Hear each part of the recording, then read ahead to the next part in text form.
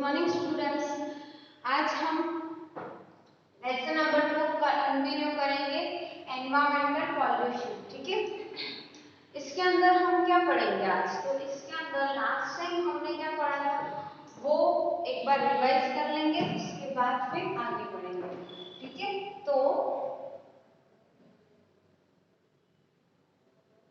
Pollution जो है वो बहुत सारे टाइप का होता है। ठीक है, हमने ऐसा पढ़ा है, बचपन से पढ़ते आए हैं और हमें पता भी है। ठीक है, तो पॉल्यूशन के अंदर जो है कितने टाइप के पॉल्यूशन होते हैं? Air pollution, water pollution, noise pollution, है ना, एक्सेट्रा। ऐसे बहुत सारे टाइप के पॉल्यूशन होते हैं। ये सब हमने इंट्रोडक्शन में पढ़ा था। उसके बाद जो है हमने नेक्स्ट पढ़ा था कि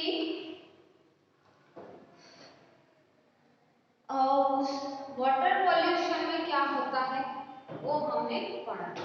तो क्या होता है वाटर पॉल्यूशन? वाटर को, पानी को पॉल्यूट करते हैं, उसको हम वाटर पॉल्यूशन बोलते हैं। पानी को पॉल्यूट करते हैं उसको हम वाटर पॉल्यूशन बोलते हैं। ठीक है, waters become impure or polluted during the process of manufacturing. Water जो है impure हो जाता है या तो polluted हो जाता है, पानी खराब हो जाता है during the process of manufacturing। जब इंडस्ट्री के अंदर कोई भी मटेरियल का मैन्युफैक्चर होता है तो तब पानी की जरूरत होती है। इवन मटेरियल बनने के बाद जो है डिस्पोजल होता है मटेरियल का, तो भी पानी की जरूरत होती है। ठीक है, तो उस प्रोसेस जो है उस टाइम पानी जो है वो पॉल्यूट होता है। These chemical infect water of industries released in river, lakes, dam, oceans, etc. अब जो है मैन्युफैक्चरिंग के टाइम पानी उसके अब वो पॉल्यूशन होता है। इवन मैन्युफैक्चरिंग के बाद जो वेस्ट, केमिकल वेस्ट वो निकलता है, उसको भी रिवर या तो लेक या तो सी, ओशन में रिलीज किया जाता है या तो रिलीज किया जाता है सी या ओशन और लेक में।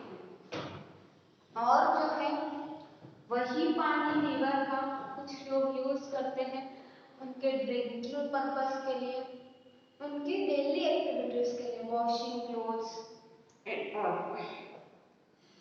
और streams or onto land. Such water pollutes the river water, the groundwater as well as the land on which it is thrown.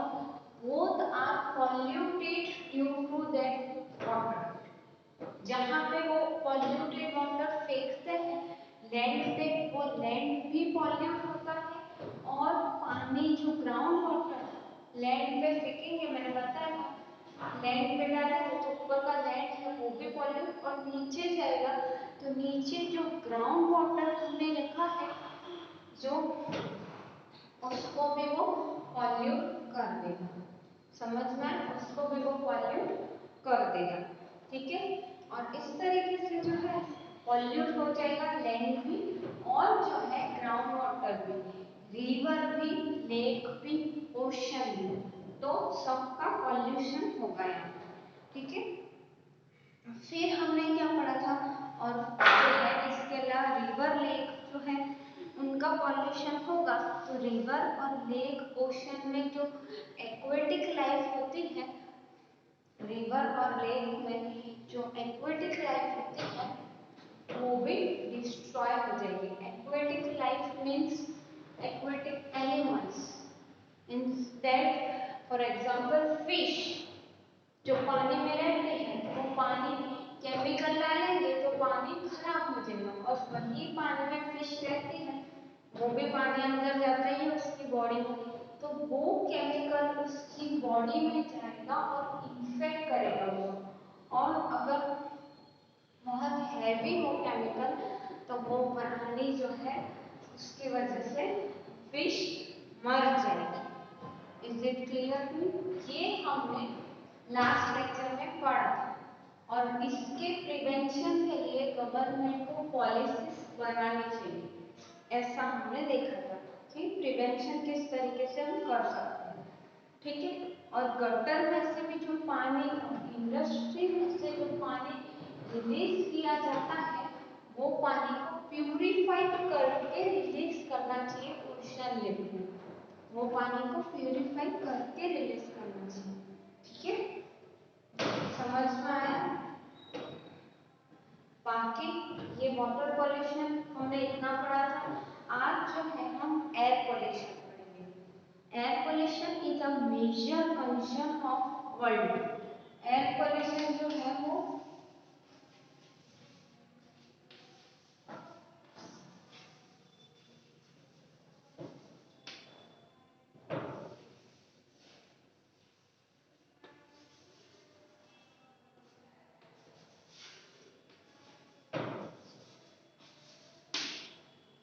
Major concern for the world, मतलब बहुत एक बड़ी सी प्रॉब्लम हो गई है कि एयर पॉल्यूशन जो है अगर होगा तो यहाँ पे अर्थ पे जितने लिविंग ऑर्गेनिज्म है कोई नहीं जी सकता। क्यों? क्योंकि सब लोग रेस्पिरेशन की प्रोसेस करते हैं और ऑक्सीजन जो हमें मिलता है वो ऑक्सीजन जो है वो हम लेते हैं, इनहेल करते हैं। और जो पॉल्यूटेड ऑक्सीजन और गैस हम अगर लेंगे तो वो जो है हमारे बॉडी में जाएगी, लंग्स को हार्म करेगी और उसकी वजह से हमें वेरियस डिजीजेस हो जाएंगे, उसकी वजह से वेरियस डिजीजेस हो जाएंगे। ठीक है, समझ में आया? और जो है इस तरीके से डिजीज जैसे कि अस्थमा, ठीक है, और लंग्स डिजीज जो है होंगे तो जो है इंसान रह ही नहीं पाएगा। क्योंकि एक टाइम ऐसा आएगा कि डिजीज होने की वजह से वो ब्रेथ ही नहीं कर पाएगा, लंग्स इतने खराब हो गए होंगे। इसलिए जो है एयर पोल्यूशन हमें जितना हो सके उतना हमें एयर पोल्यूशन बंद करना चाहिए। ठीक है, जितना हो सके उतना एयर पोल्यूशन कम करना चाहिए, हो सके तब तक नहीं। ठीक है। Air is polluted by gases and smokes emitted by industries and air जो है वो pollute कैसे होती है? तो air जो है वो pollute किसकी वजह से होती है? तो polluted by gases, gases के थ्रू pollute होती है। और जो smoke होता है,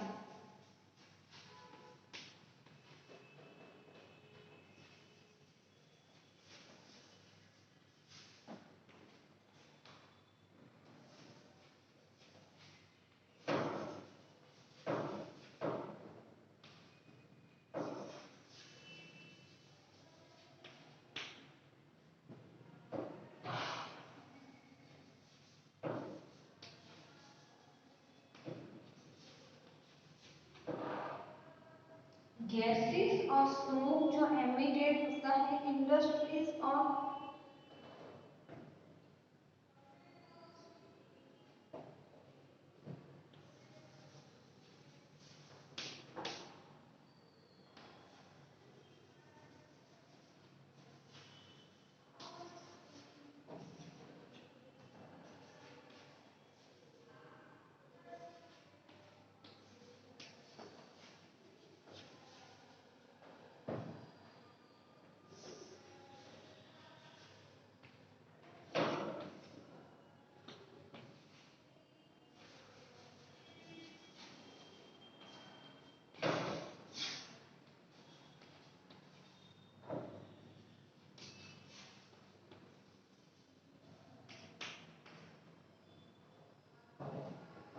gases and smoke emitted by industries and vehicles that runs on fossil fuel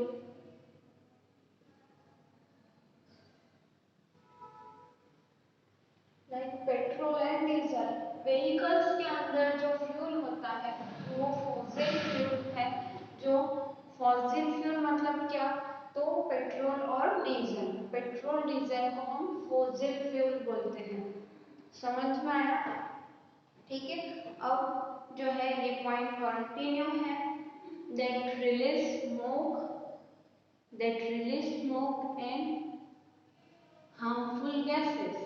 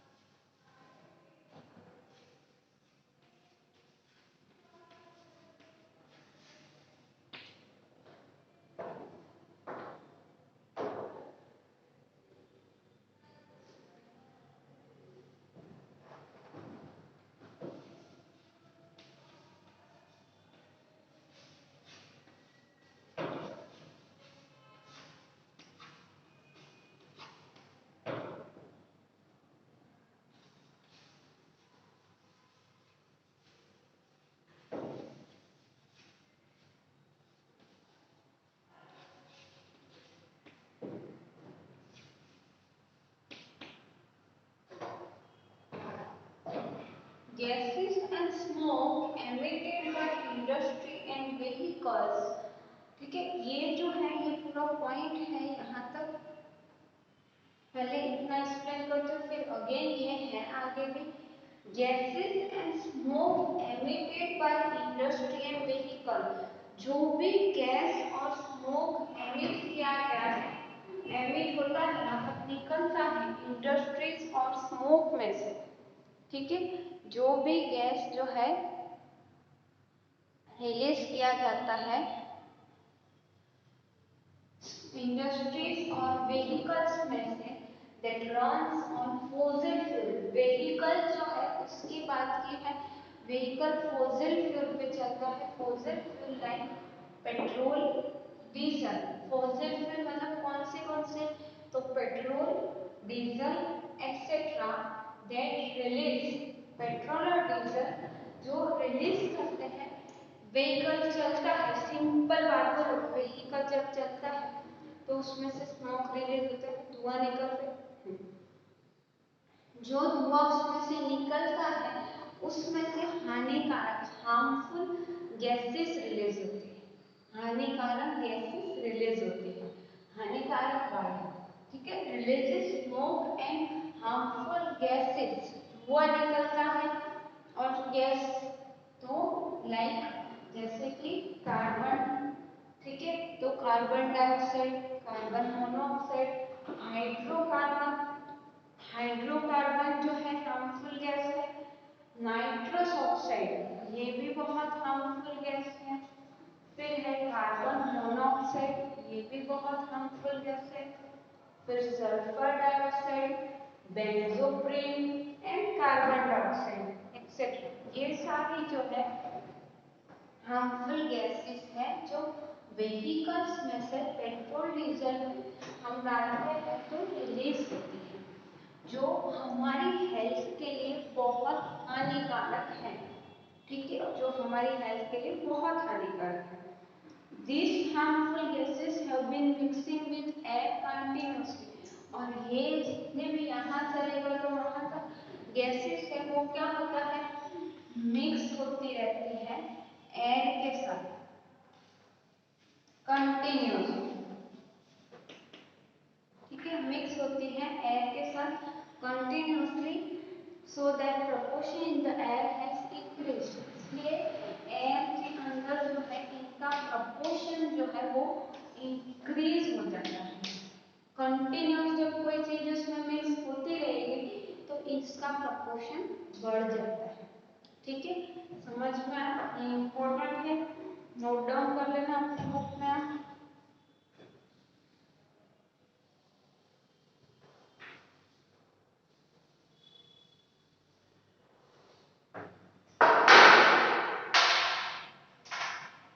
अब हम नेक्स्ट पॉइंट देखेंगे, due to deforestation on large scale. अब दूसरा है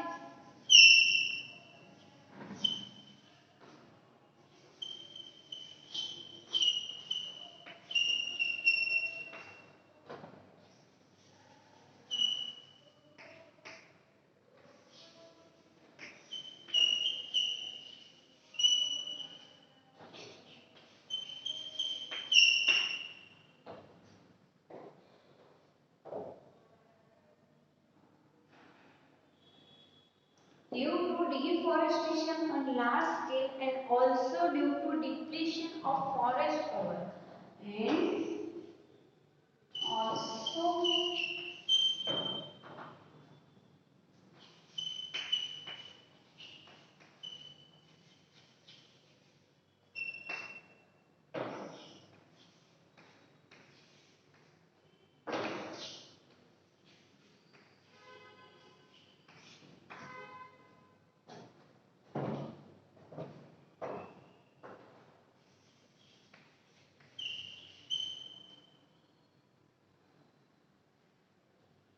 the proportion of dust particle.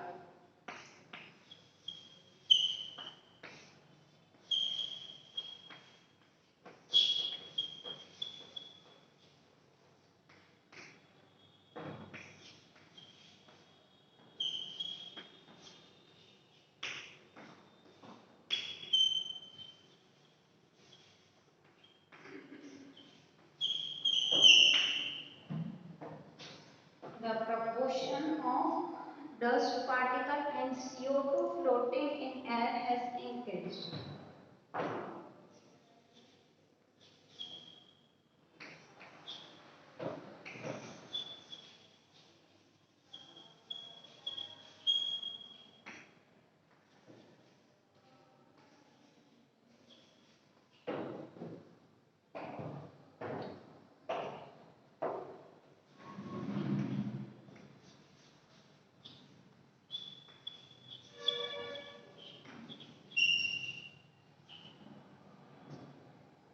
Is increased या तो has increased. This has led to intense problem of global warming.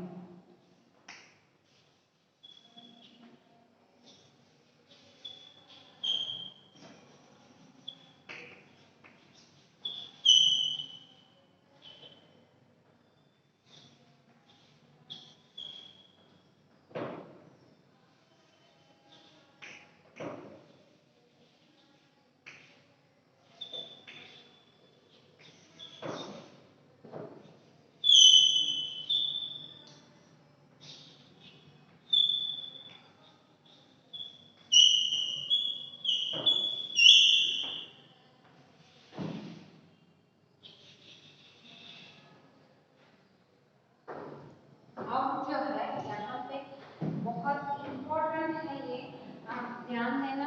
ठीक है कि due to deforestation on large scale. Deforestation मतलब क्या, दो टाइप के टर्मिनोलॉजी होते हैं, deforestation and afforestation. Deforestation means क्या, तो डिफॉरेस्टेशन मीन्स फॉरेस्ट को काटना, फॉरेस्ट कट करना, उसको डिफॉरेस्टेशन बोलते हैं। ठीक है, तो डिफॉरेस्टेशन होने की वजह से और also depletion of forest cover, और जो फॉरेस्ट कवर है वो कम होता जा रहा है। और कुछ ऐसे पॉइंट्स हैं जिनकी वजह से जो है बहुत प्रॉब्लम हो रही है।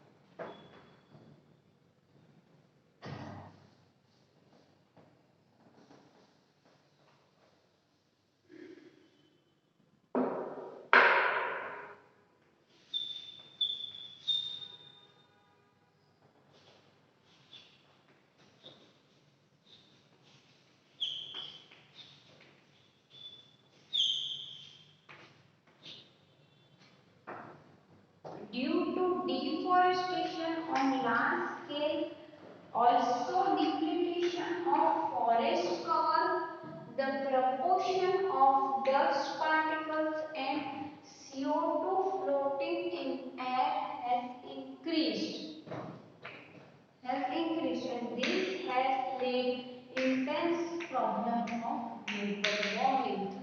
इसकी वजह से जो है ग्लोबल वार्मिंग हो रहा है बहुत, ठीक है, इसकी वजह से ग्लोबल वार्मिंग हो रहा है बहुत। समझ में आया? तो इतना क्लियर है आपको? Due to deforestation on large scale and also depletion of forest cover, the proportion of dust particle and CO2, dust particle का प्रोपोर्शन बढ़ता है, जो हमने यहाँ पढ़ा कि ये सब गैसेस जो है इनका कंटिन्यूअस मिक्सिंग चालू रहता है एयर के साथ, और इसकी वजह से इनका प्रोपोर्शन जो है वो बढ़ जाता है एयर में, ठीक है।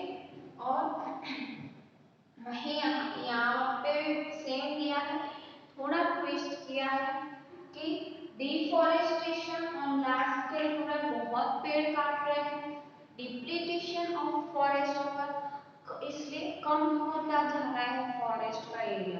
The proportion of dust particle and CO2, जो डस्ट पार्टिकल का और CO2 का जो प्रपोर्शन है वो, डस्ट पार्टिकल का प्रपोर्शन बढ़ रहा है और CO2 floating in air has increased, dust particle भी एयर में ही है यहाँ पे, और CO2 जो है वो भी एयर में है, बहुत ज्यादा ये बढ़ रहे हैं। डस्ट पार्टिकल और CO2 दोनों एयर के अंदर बहुत बढ़ रहे हैं ज्यादा मात्रा में, और जिसकी वजह से एक मेजर प्रॉब्लम क्रिएट हो रही है, उसका नाम है ग्लोबल वार्मिंग, उसका नाम है ग्लोबल वार्मिंग, ठीक है। जो ग्लोबल वार्मिंग है वो किसकी वजह से हो रहा है, ऐसा क्वेश्चन हमें नॉर्मली पूछा जाता है, कभी कोई क्विज हो इसके रिलेटेड, एनवायरनमेंट के रिलेटेड तो पूछा जाता है। तो ये समझ में आया आपको? ये जो है इम्पोर्टेंट है, ये आपको नेक्स्ट स्टैंडर्ड में भी आएगा, उसके नेक्स्ट ये आएगा आपको। इसलिए ग्लोबल वार्मिंग का रीजन क्या है, तो ये रीजन है ग्लोबल वार्मिंग का, ठीक है। अब ये सब कुछ आप आपकी बुक में कॉपी कर लो, उसके बाद हम आगे नेक्स्ट पॉइंट देखेंगे, ठीक है।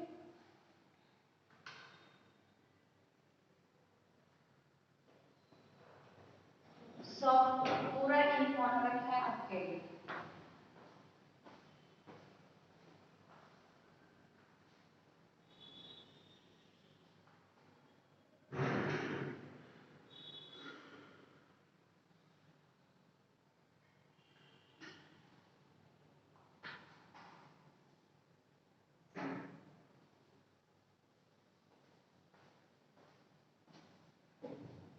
तो ये सब आपने नोट डाउन कर लिया। चलो हम नेक्स्ट पॉइंट की ओर बढ़ेंगे।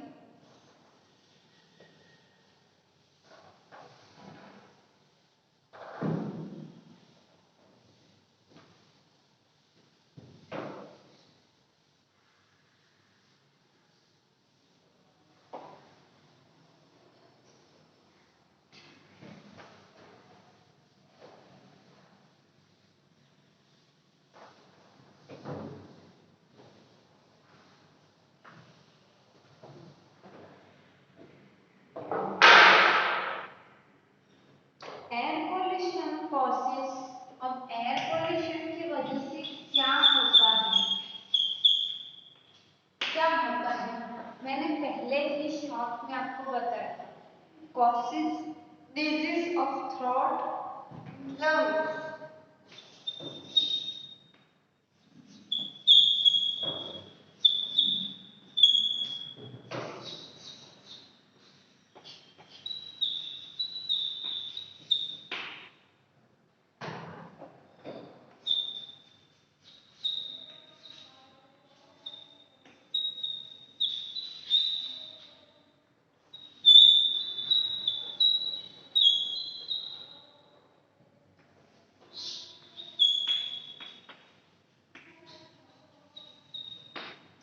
So, air pollution causes diseases of throat and lungs such as asthma, breathing problem.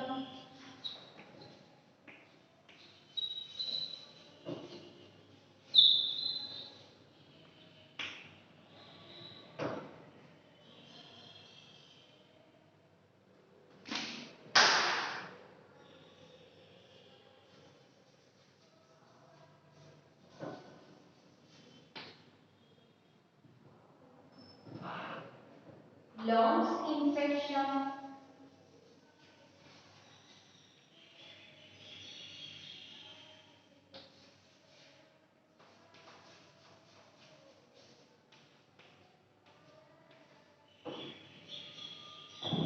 Lungs के रिलेटेड और थ्रोट के रिलेटेड डिजीजेस होते हैं जैसे कि asthma, breathing problem, lungs infection etcetera. ठीक है, तो ये बहुत इम्पोर्टेंट है। एयर पोल्यूशन की वजह से कौन सी डिजीज हमें होती है, ऐसा क्वेश्चन आएगा तो आपको इसमें ये लिखना है कि air pollution cause diseases of throat and lungs such as asthma, breathing problems, lungs infection etcetera. Is it clear to you? ये समझ में आया? अब ये जो है इम्पोर्टेंट है, ये नोट डाउन कर लो अपने बुक में। Dust particles floating in air lead to disease like cough, cold and allergy. Dust particles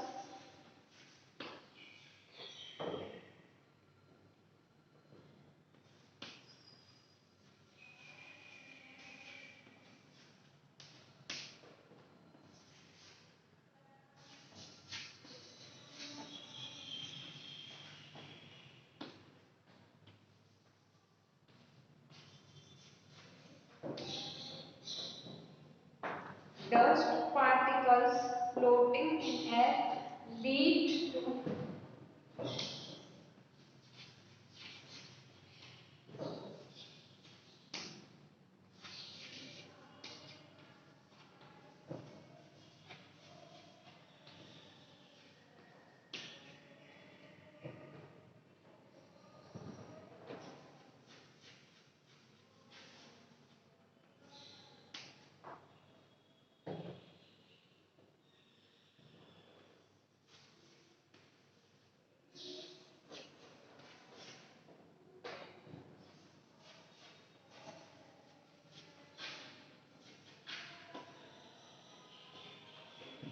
air pollution causes disease of throat and lungs such as asthma, breathing problems, lungs infection, etc. Dust particles floating in air leads to diseases like of cold and allergy. Lungs के related disease होती है, breathing में problem होती है, और जो air particles float करते हैं वो जो है कफ, कोल्ड और एलर्जी होती है उससे। Is it clear to? ये सब नोट डाउन कर लो। आज के लेक्चर में इतना ही। नेक्स्ट